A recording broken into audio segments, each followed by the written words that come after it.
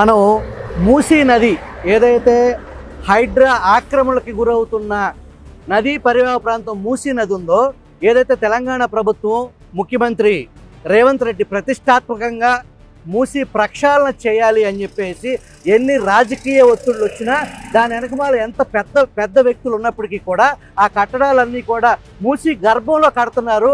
వాటిని సమూలంగా మూసీ ప్రక్షాళన చేసి మూసీ ప్రవాహానికి అడ్డు లేకుండా ఉండాలి అనే ఒక ప్రయత్నంకు సంబంధించి పెద్ద బడా కంపెనీస్, ఎంఎన్సి కంపెనీలు కూడా, కన్స్ట్రక్షన్ కంపెనీలు, భారతదేశంలో అత్యంత ప్రతిష్టాత్మక కంపెనీలు, అట్లాగే తెలంగాణలో ప్రత్యేకించి హైదరాబాద్లో చాలా ప్రపంచ స్థాయి కంపెనీలు ఇక్కడ కన్స్ట్రక్షన్ రంగంలో గడిచిన దశాబ్దాలుగా ఇక్కడ కన్స్ట్రక్షన్ నిర్మాణంలో ఉన్నాయి. ఇక్కడ ప్రస్తుతం మనం సమయం ఇప్పుడు అర్ధరాత్రి 12:30 అయింది. ఇక్కడికి మనం రావాల్సిన అవసరానికి ఎందుకు వచ్చామనే దానికి ఒక ప్రత్యేకత ఉంది. ఏదైతే మూసీ ప్రక్షాళనకు సంబంధించి ఇక్కడ ఏదైతే ప్రైవేట్ బిల్డర్కి సంబంధించి ప్రతిష్టాత్మక బిల్డర్లో ఒక బిల్డర్ అయినటువంటి రాజపుష్ప అనే ఒక బిల్డర్కి సంబంధించి వాళ్ళు కట్టబోయే ఒక ప్రాజెక్టు దాదాపుగా 6,400 కోట్ల రూపాయల ఒక్క ప్రాజెక్టు. ఆ ప్రాజెక్టు విలువ 6,400 కోట్ల రూపాయలు. వాళ్ళు మూసీ నది గర్భంలో ఏదైతే ఇప్పుడు మనం ఓఆర్ఆర్ మీద ఉన్నామో దాని పక్క నుంచి మూసీ నది ప్రవహిస్తూ ఉంది.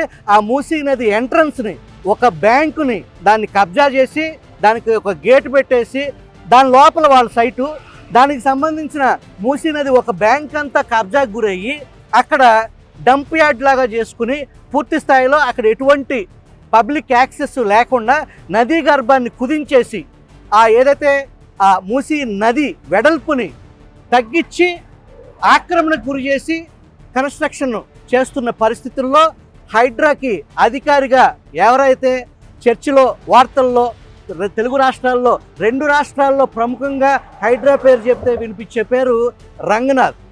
ఆయనకి అనేక ప్రలోభాలు, అనేక దారుల్లో ప్రయత్నాలు చేసినా వీళ్ళకి ఆయన లొంగలేదు. ఓవరాల్గా మీకు కేవలం 10 రోజుల సమయం మాత్రమే ఇస్తున్నాము. ఎట్టి పరిస్థితుల్లో మీరు మూసీ ప్రక్షాళన, మూసీకి ఏదైతే మీరు మూసేశారో మూసీని, దాని నుంచి మీరు బయటకు రావాల్సిందే.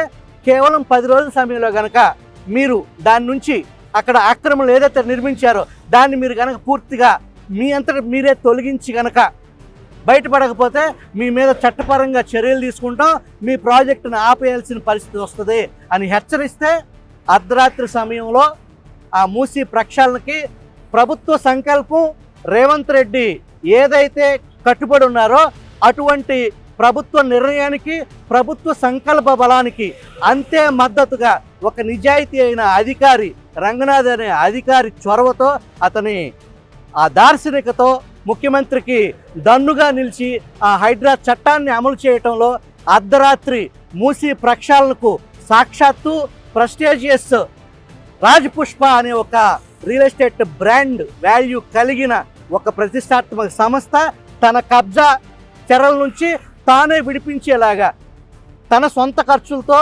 తానే మూసీ ప్రక్షాళనని చేసే పరిస్థితి అర్ధరాత్రి ప్రభుత్వం పనిచేస్తుంది అనే దానికి దార్శనికుడు రేవంత్ రెడ్డి ఆధ్వర్యంలో పనిచేసే హైడ్రా టీము రంగనాథ్ని మనం ఖచ్చితంగా తీరాలి. దీనికి సంబంధించి ఇక్కడ స్థానికులు ఉన్నారు. చెప్పండి, ప్రస్తుతం మనం చూసాం ఆ సైట్కి సంబంధించి అర్ధరాత్రి శరవేగంగా వర్క్ చేస్తున్నారు వాళ్ళు. ఈ పరిణామాలు చూస్తే ఏమనిపిస్తుంది మీకు? ముందుగా దీనికి సీఎం రేవంత్ రెడ్డి గారికి ధన్యవాదాలు తెలియజేయాలి. హైడ్రా తీసుకొచ్చినందుకు దానికి ఒక సిన్సియర్ అధికారి అయిన రంగనాథ్ గారిని కూడా నియమించడం జరిగింది.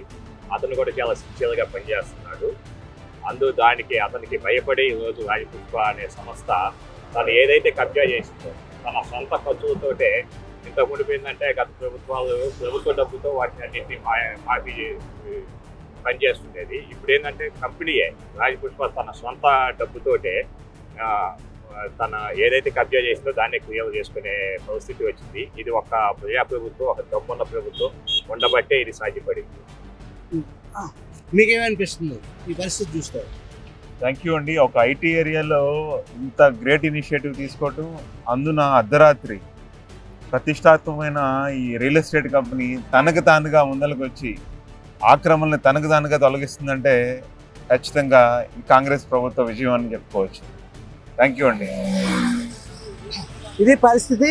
ఇక్కడ వాస్తవానికి ఏదైతే ప్రతిష్టాత్మక సంస్థ తన ఖర్చుతో తను చేసిన తప్పుని ఒక మందలింపుతో ఒక హెచ్చరికతో పనిచేసే పరిస్థితి గవర్నమెంట్ అర్ధరాత్రి పనిచేస్తుంది అంటానికి ఇక్కడ ఉన్నటువంటి పరిస్థితులు మీరు విజువల్స్లో చూస్తున్నారు, దానికి ఒక నిదర్శనం.